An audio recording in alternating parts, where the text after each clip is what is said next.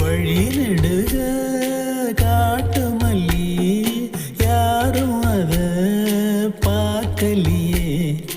எனக்கா பூத்தது காட்டுக்குள்ள வருமா